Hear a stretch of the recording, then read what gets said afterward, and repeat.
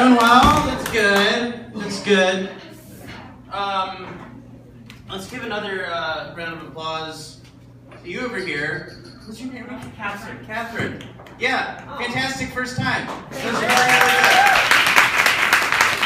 I remember my first time doing comedy back in 2011, and I was in the back of a comic shop at this open mic in LA, and just because it was like in a comic shop, I was like, oh man, I gotta impress these nerds. So then the entire set was just me making Lord of the Rings sexual innuendos, and it was fucking awful. But now I made it from the back of a comic shop to the front of a coffee shop. Yeah!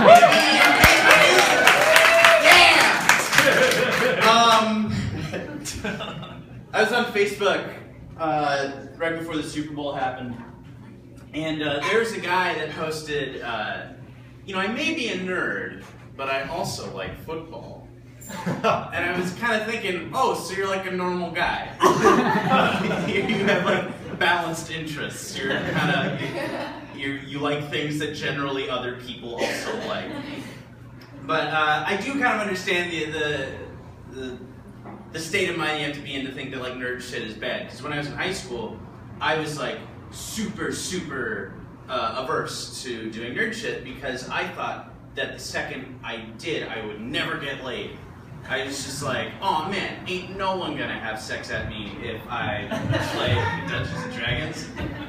So I was like really into like skateboards and long hair and concerts and all that fun stuff. And then when a girl finally let me make sex at her, right afterwards I bought my first pack of Magic cards because I always wanted to do nerd shit. But I just thought I'd be like cursed if I did. If that makes sense.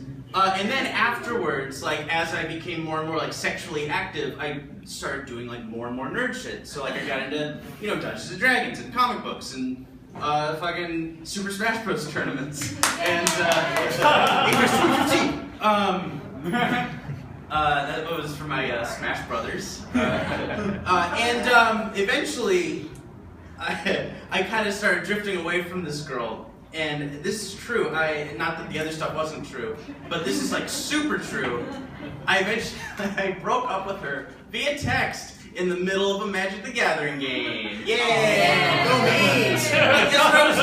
I guess like the thought there was like, alright, now that I know I can have sex, I'm gonna make it really, really hard to ever do it again. Or maybe it was like, man, I'll never win the Magic the Gathering World Championship if I see all these boobies all the time. I don't know. I was a dumb fuck back then. I was. Let's see, what else do I have here? Oh yeah! I was watching the Super Bowl. It was kind of who else here watched the Super Bowl, right?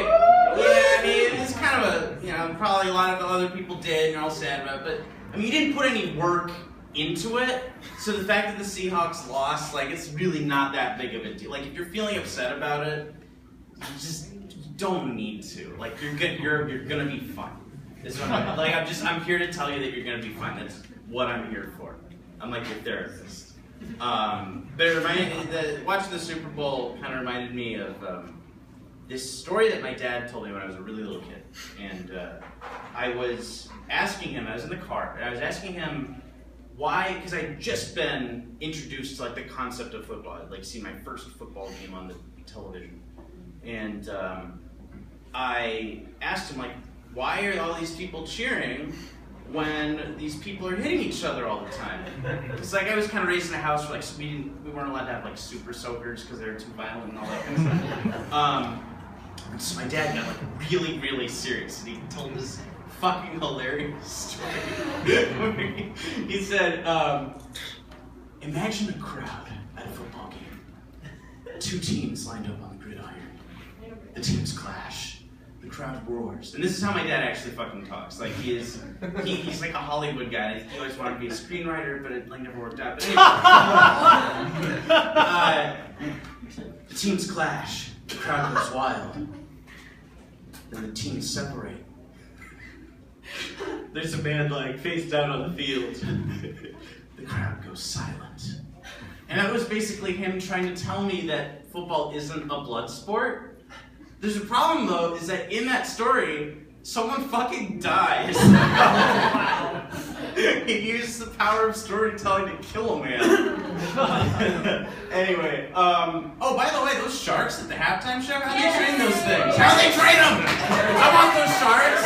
I could tell they were lip syncing though. All right, that's my time. I'm Brian Levy. Oh, also